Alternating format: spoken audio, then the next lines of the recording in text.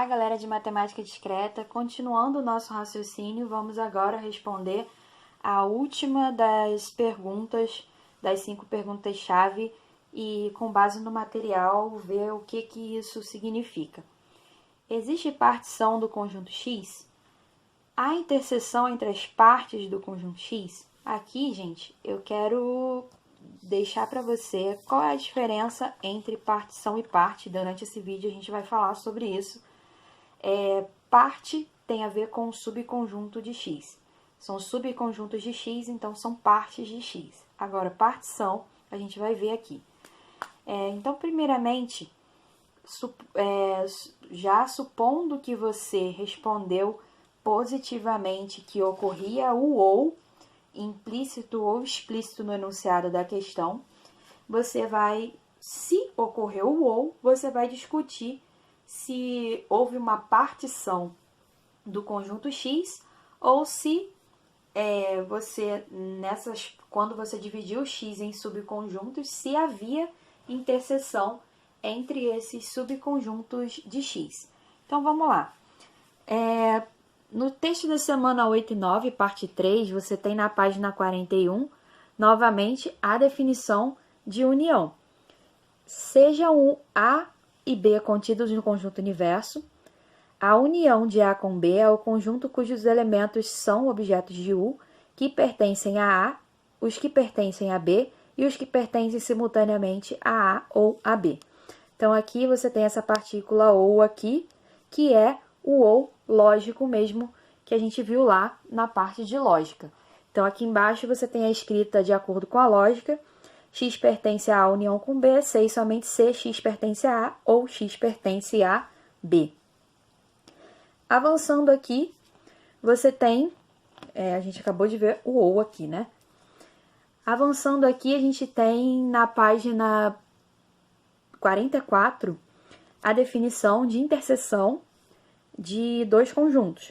Seja A e B contidos no conjunto universo, a interseção de A com B é o conjunto cujos elementos são objetos do universo que pertencem a A e a B simultaneamente.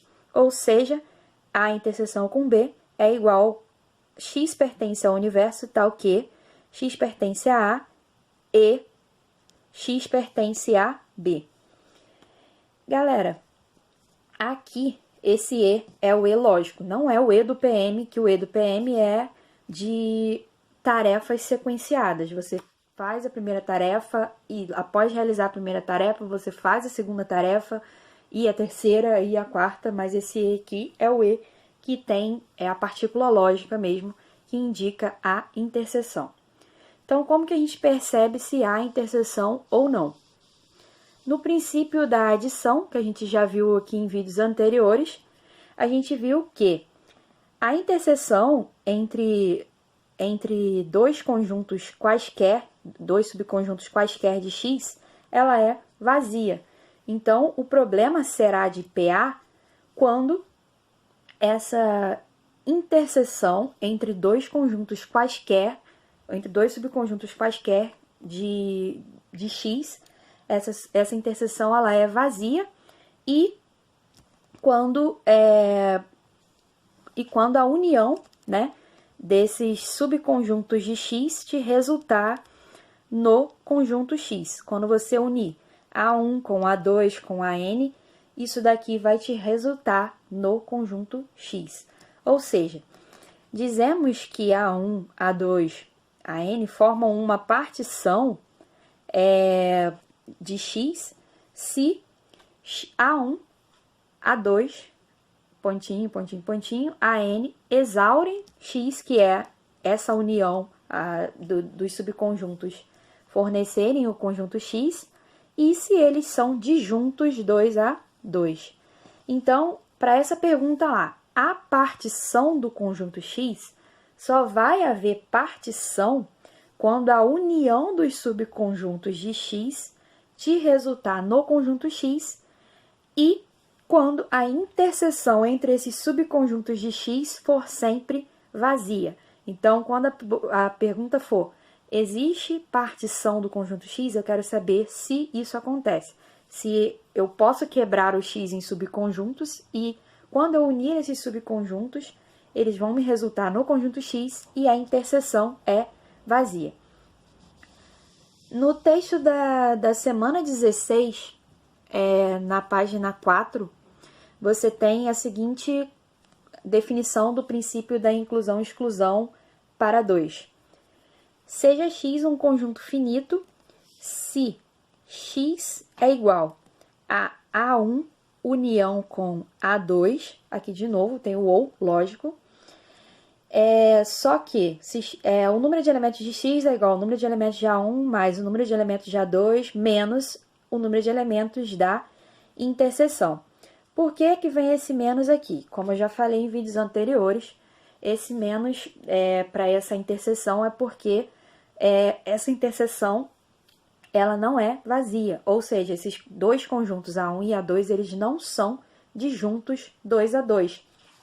Esse princípio da inclusão-exclusão, ele é usado, então, quando você tem lá a pergunta, há interseção entre as partes do conjunto X? Em ambos os princípios, galera, a gente está quebrando o X em partes. Só que no primeiro caso, que é de PA, não existe interseção entre essas partes. E no princípio da inclusão e exclusão, vai existir interseção entre essas partes. Quando não existe, a interseção é vazia. Quando existe, a gente vai diminuir, né, do resultado total. No texto da semana 16, você também tem aqui a definição do princípio da inclusão e exclusão para N conjuntos. E aqui, não vou entrar nesse mérito agora, é só mesmo para mostrar a vocês que o X total vai ser sempre a soma dos conjuntos individuais, e aí você vai subtrair as interseções de 2 a 2, somar de 3 a 3, diminuir de 4 a 4 e por aí vai. E isso aqui tem uma fórmula que a gente que é essa fórmula aqui que a gente vai obedecer, que tem a ver com combinação, que é o que está explicando aqui em cima, mas o foco desse vídeo não é isso. Então, para poder a gente saber aqui, o x, como vocês podem ver nessa linha aqui, ele é fruto da união dessas partes, né? União de partição, ele é a união das partes. Partição é só quando essa união aqui é formada por subconjuntos disjuntos 2 a 2. Então, aqui o x é formado por essa união, só que nessa união aqui, esses subconjuntos têm interseção entre si. Então, aqui eu deixo como observação importante as seguintes coisas. São princípios de contagem. O princípio da contagem direta, o princípio da abjeção, o princípio K para 1, o PA, o PM e o princípio da inclusão-exclusão.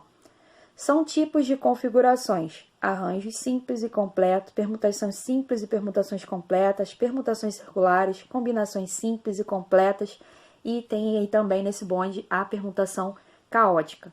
São tipos de configurações, isso vistas em matemática discreta. Pode acontecer de existir outros tipos que não foram falados nesse vídeo. Então, só para resumir, quando o ou aparecer implícito ou explícito no enunciado da questão, você vai ter que saber se quando você quebrar o conjunto X em partes, se essas partes serão disjuntas 2 a 2, e aí você vai estar formando uma partição de X, você vai resolver um problema de PA, ou se houver interseção entre essas partes, você vai ter um problema de princípio da inclusão e exclusão, que a escrita é a mesma do PA, né, que a gente vai ver aqui, e só que a única coisa que aumenta é que você tem que definir cada um dessas interseções que aparecem no problema. Mas isso é tema para um próximo vídeo. Então é isso, galera. Espero que vocês tenham gostado dessa série de vídeos para poder revisar toda a matéria. E é isso daí. Se gostarem, curtem, comentem, compartilhem com os colegas de vocês. E é isso aí, galera. Bons estudos!